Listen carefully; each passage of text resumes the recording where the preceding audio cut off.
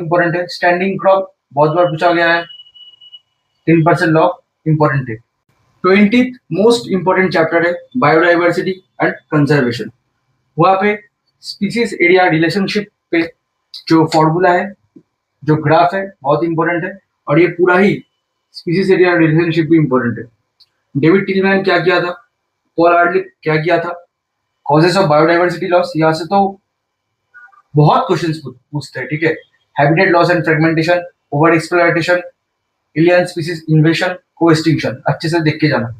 और जो डायग्राम्स है एंड जो नंबर ऑफ स्पीसीज दिया हुआ है एनसीईआरटी में, अच्छे से देख के जाना। बायोडाइवर्सिटी कंजर्वेशन का जो समिट्स बायोडाइवर्सिटी कंजर्वेशन का जो समिट्स हुआ है, कौन से ईयर में हुआ है, वो अच्छे से देख के जाना, वहां से क्वेश्चन आएगा। नेक्स्ट चैप्टर है बायोलॉजिकल क्लासिफिकेशन। यहाँ पे फंगी, प्रोटिस्टा, वायरस, मोनेडा,